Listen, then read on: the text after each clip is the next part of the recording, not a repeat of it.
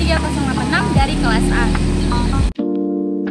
Nah, teman-teman, pada kesempatan kali ini saya akan membawakan materi mengenai penyakit diare. Perlu kita ketahui, penyakit diare merupakan salah satu masalah kesehatan yang umum terjadi di seluruh dunia, terutama di negara-negara berkembang.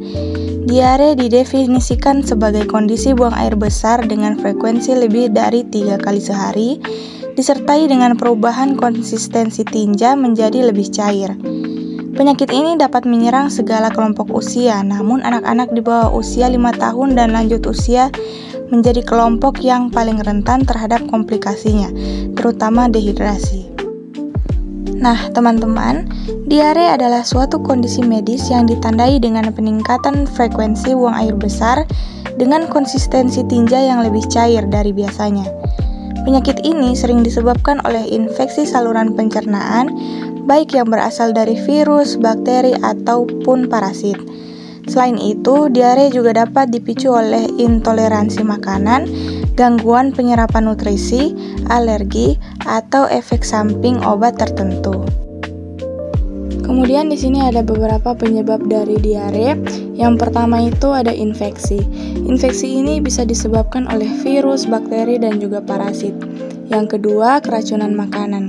Konsumsi makanan atau minuman yang terkontaminasi dengan bakteri, virus, atau toksin dapat menyebabkan diare akut. Kemudian ada intoleransi dan alergi makanan. Contohnya seperti intoleransi laktosa. Kemudian juga alergi terhadap makanan tertentu seperti protein dalam susu atau gluten. Kemudian gangguan sistem pencernaan. Kemudian penggunaan obat-obatan. Beberapa obat-obatan dapat menyebabkan diare seperti antibiotik, obat pencahar, dan antisida yang mengandung magnesium. Kemudian yang terakhir ada faktor lingkungan, seperti konsumsi air yang tidak higienis. Kemudian sanitasi yang buruk seperti kurangnya fasilitas toilet yang memadai. Yang berikut cara penularan. Penyakit diare umumnya ditularkan melalui jalur vokal oral, yang berarti kuman penyebab diare masuk ke tubuh seseorang melalui makanan, minuman, atau kontak langsung dengan bahan yang terkontaminasi tinja. Berikut adalah beberapa cara penularannya. Yang pertama, konsumsi air yang terkontaminasi. Nah, minuman yang terkontaminasi oleh kuman penyebab diare seperti Escherichia coli, Salmonella, atau rotavirus. Yang kedua, konsumsi makanan yang terkontaminasi. Makanan yang tidak dimasak dengan baik atau minuman yang tidak higienis, misalnya seperti air yang tidak dimasak.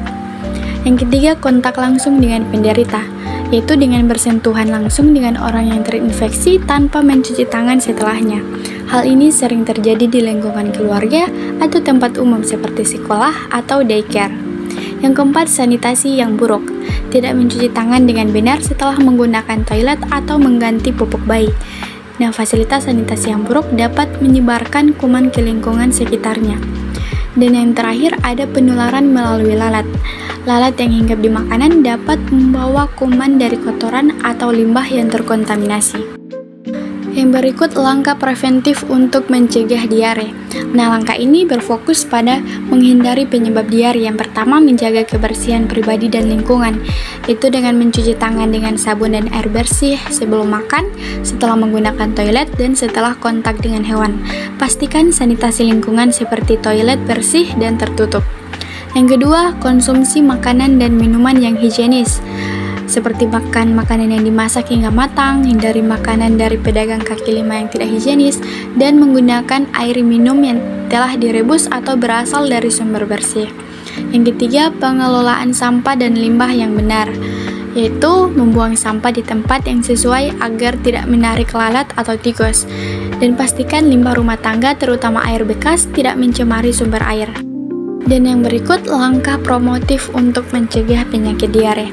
Nah, langkah ini bertujuan untuk meningkatkan kesadaran masyarakat tentang pentingnya pencegahan diare. Yang pertama, edukasi kesehatan, yaitu dengan melakukan kampanye mencuci tangan dengan sabun sebagai kebiasaan sehari-hari, mengajarkan pentingnya kebersihan makanan dan minuman, dan sosialisasi pentingnya sanitasi yang baik terutama di daerah terpencil. Yang kedua, pemberdayaan masyarakat. Dengan melibatkan masyarakat dalam program sanitasi total berbasis masyarakat atau STBM, mendorong pembangunan toilet sehat di komunitas. Yang ketiga, akses air bersih, yaitu memfasilitasi masyarakat dengan sumber air bersih seperti sumur, air ledeng, atau sistem filtrasi, dan memberikan pelatihan tentang pengolahan air di rumah tangga. Dan yang terakhir, pola hidup sehat, yaitu dengan mendorong kebiasaan hidup bersih dan sehat atau PHBS, dan memberikan pelatihan tentang penyimpanan makanan yang benar.